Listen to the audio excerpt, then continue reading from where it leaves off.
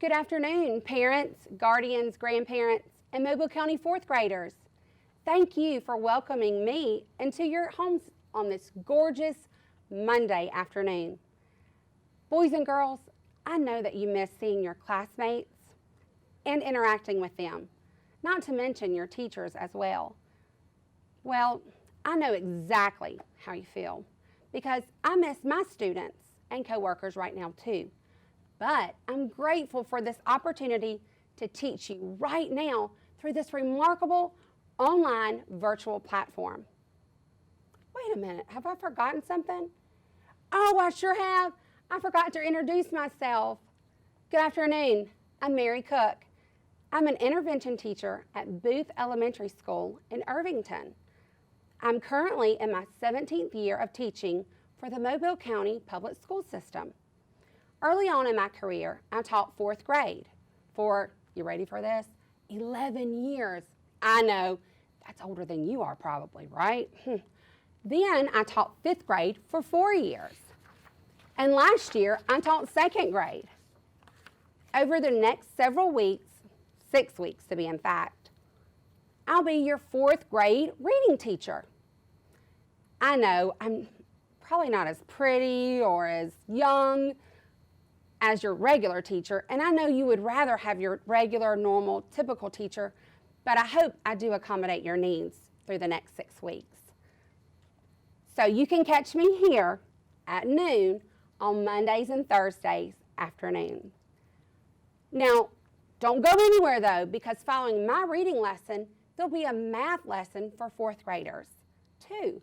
So be sure to tune in every week, both days, Mondays and Thursdays, to get your weekly academic lessons. Now, during my reading lessons, you'll need the fourth grade ELA homeschool reading packet. This one, the one that says Wild About Fourth Grade. You may have picked it up from your child's school, adults, but if you haven't, it's okay. You can just contact your child's school and they'll let you know when a good time for you and them will be in order to pick it up. If you do have this packet, I'll give you a few moments to go get it. If you can't remember where it is, it's okay, no big deal. We'll just get it next time, okay? And then for Thursday's lesson, if you do have a chance to get it, then you can go ahead and get it, okay? No big deal though.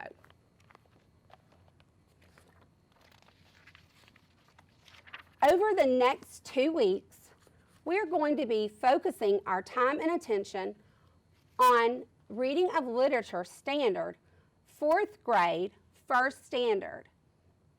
And it states, refer to details and examples in a text when explaining what the text says explicitly and when drawing conclusions from the text.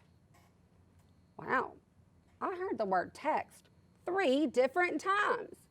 Now, when someone repeats something several times, that means, wow, I need to put my listening ears on, right? Right. So, text is pretty doggone important right here. 3 times? Refer to details and examples in a text when explaining what the text says explicitly and when drawing conclusions from the text. So, fourth grade, first standard of reading of literature is extremely important when you're looking at a text. Now, you may be wondering, Ms. Cook, what is a text?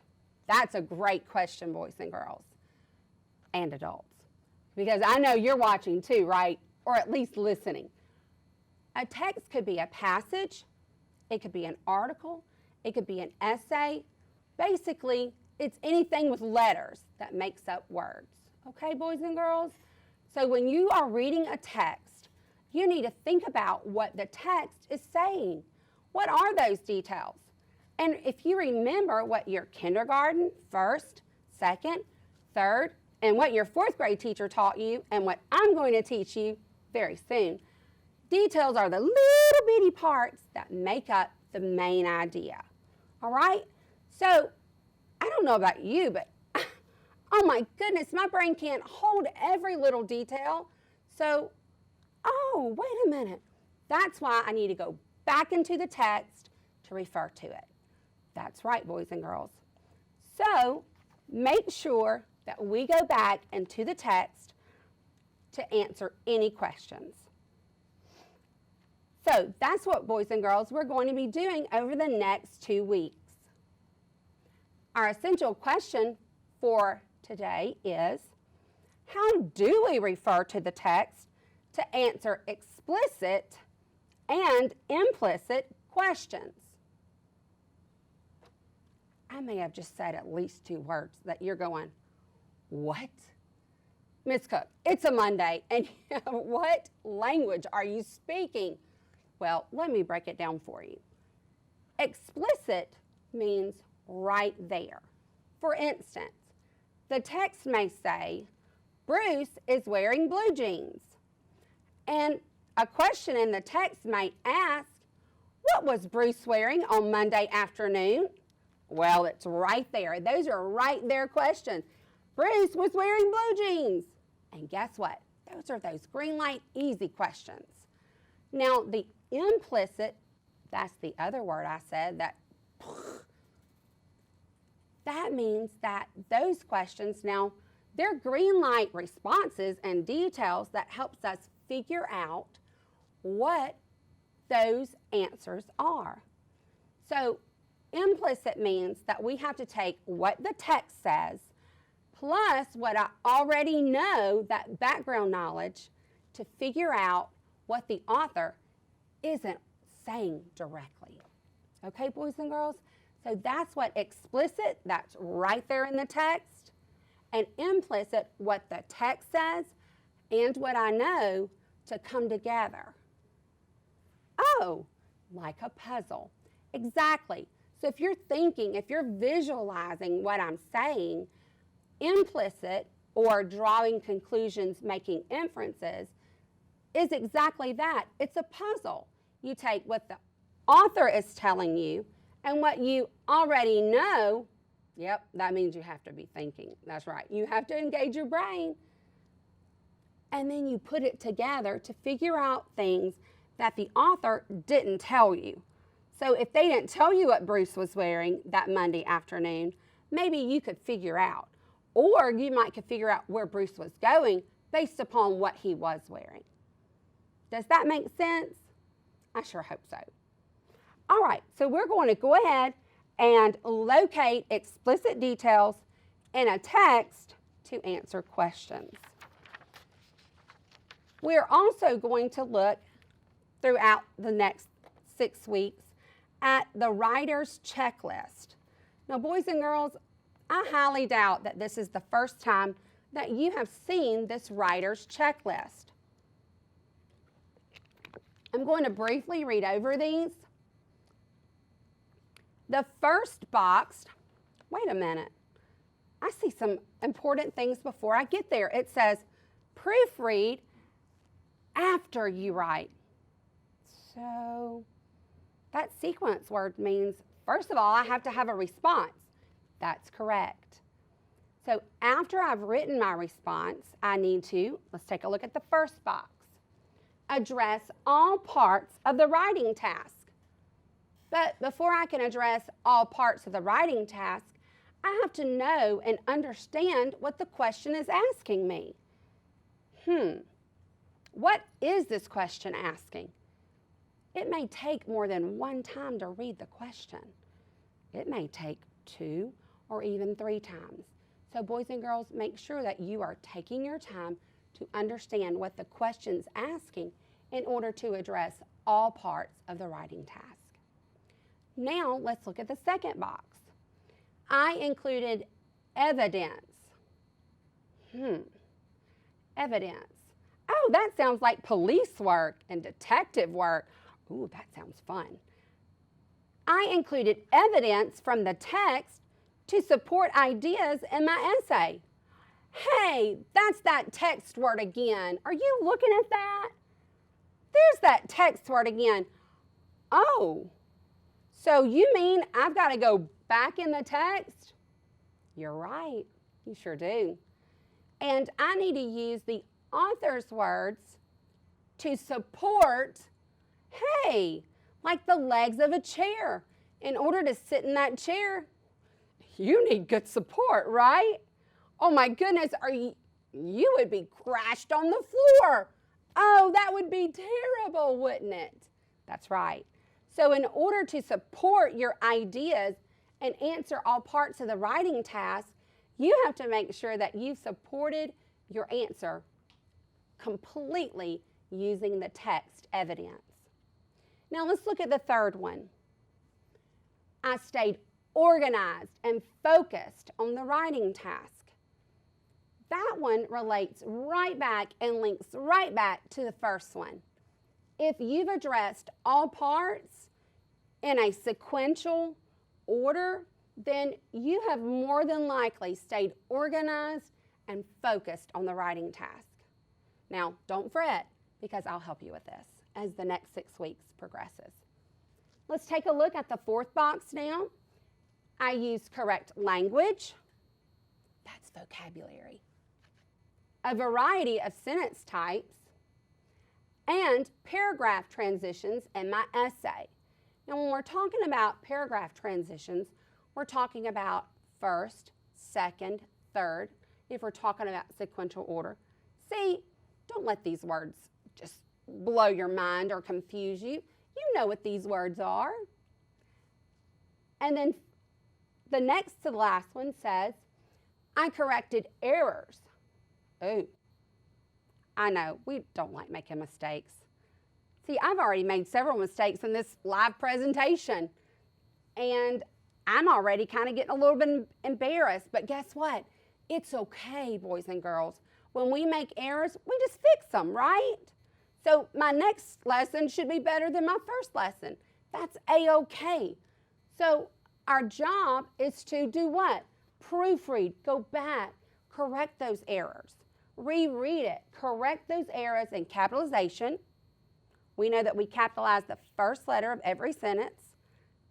And we also capitalize proper nouns. That's people, places, things. And we correct spelling.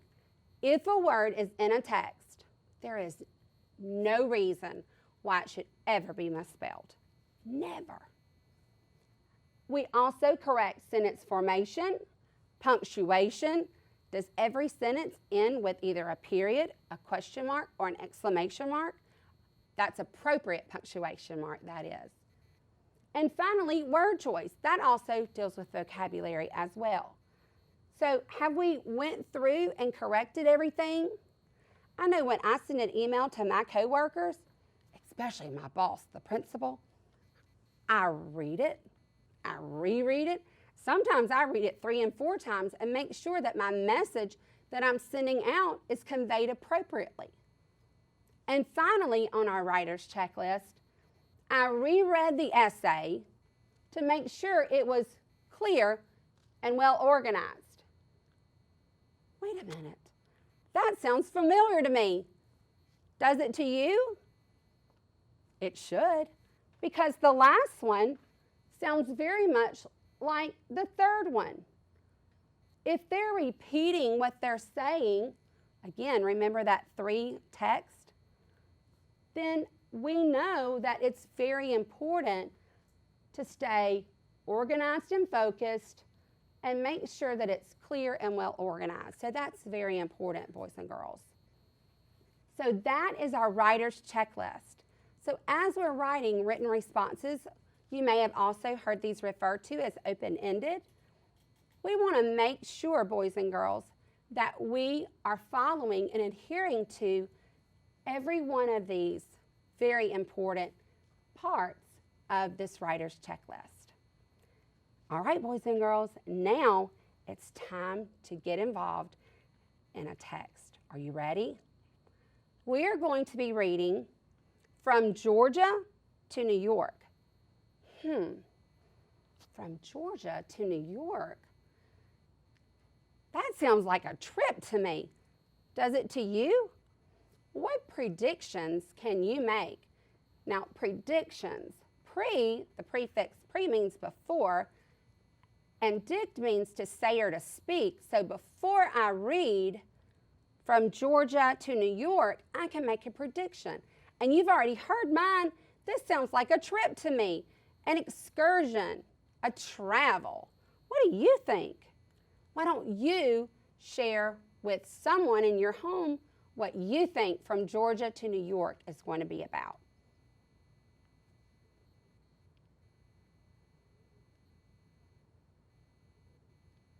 Oh, I sure wish I could have heard your predictions, boys and girls, but I'm glad someone was available to hear them.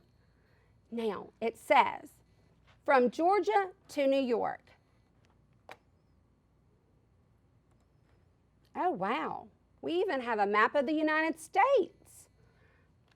Oh, look, I see Georgia right here. And I know that you've studied Alabama history this year. And throughout your study of Alabama history, you've learned that Georgia is our neighbor to the east. Guess what? Georgia to New York? Whoa, that is a huge travel, isn't it? Wow. So let's take a look at the directions.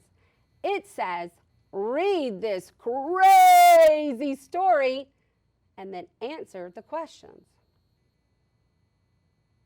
Crazy story. What part of this could be crazy? I mean, people travel and go from Georgia to New York all the time. There's a lot of different transportation ways.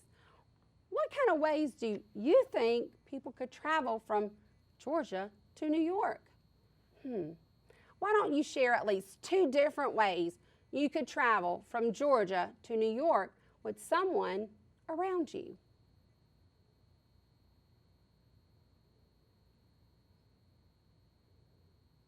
Great job. I'm thinking of maybe an airplane or a car. So of those 2, I know an airplane would take a lot less time. A car would be really neat because we could stop and eat along the way and try different foods, but it would take a lot more time, wouldn't it, boys and girls? Of course it would. Now, let's take a look, and I don't know about you, but I'm really interested in this crazy part that they're talking about in these instructions. So let's take a look. A few marches ago, we moved from Georgia to New York. Oh, they moved. A few marches ago. Now, March only happens one time a year, so a few means, oh, this was a few years ago. Okay. Oh, and guess what, guys? It did confirm my prediction, and I bet your prediction was confirmed as well. It was a very long trip. Oh, you know what? If you'll take a look at the map, you'll see from Georgia to New York, whoa, that is a long trip. We had to walk. What? Wait, hold on. Wait a minute. I bet when you were sharing 2 ways to get from Georgia to New York, I bet one of them wasn't walking. I wasn't thinking, are you kidding me right now? Walk? Oh, I bet that's what they're talking about, the crazy part. This is wackadoodle, if you ask me. We had to walk most of the way. I wonder why. That's weird. We had to walk most of the way because our car broke down. Holy cow, that is terrible. So they didn't get far and their car broke down. What would you have done? Because I'm going to tell you right now, I don't know about this whole walking business from Georgia to New York. I'm thinking I'd call somebody, maybe roadside assistance or somebody to come get me or another family member or something, because that seems like a long trip. We left on Monday, March 3rd, and didn't get there until 5 years later. On the trip, I had to learn how to measure. One day, I measured how many gallons of water we drank and how many yards we walked. Then I had to figure out how many feet were in the yards. I also learned a lot about science. All in all, It was a very boring trip. And next time, we're going to fly. Woo! I think they learned their lesson, don't you? Now, let's take a look for a moment at the questions. The first question asked, how long did the trip take? When I'm looking at this passage, I see explicitly right here in this text, it says, we left on Monday, March 3rd, and didn't get there until 5 years later. So that answers the question. It lasted for 5 years. That's how long it took them to walk from Georgia to New York. The second question asks, what did they measure on the trip? So I am just perusing and scanning and skimming the text until I see the word measure. Oh, here it is. And I see that this person measured how many gallons of water they drank, how many yards we walked. And guess what, boys and girls? They even had to convert how many feet were in the yards. The next question asked, what made the trip boring? Now, we know that boring is really an opinion word, isn't it? Because some things that are boring to one person isn't boring to another person. But in this case, what did make the trip boring? Well, I know when I do the same thing over and over and over again, it can get so boring. So that's probably why the narrator thought that it was really boring. Also, I don't think the narrator enjoyed measuring nor doing the science portion. So in those cases, obviously, the trip was boring to the narrator. And finally, the last question asked, is the story realistic? Why or why not? In the word realistic, we see the root word real, which means could this story happen in real life? Now, boys and girls, I looked up the mileage from Atlanta, Georgia, all the way to New York City, New York, and I found that it is a total of 863 miles. Could someone really walk that far? No way! They could over a very long period of time. However, this is very unlikely. So I would say, no, this story is not realistic. Can you believe that our time is already over? Wow, that time sure did pass by swiftly. You know what they say, time flies when you're having fun. Before I leave you completely, though, I want to give you something to think about. Vegetables. Your exit slip today is to think about how you feel toward vegetables, especially broccoli.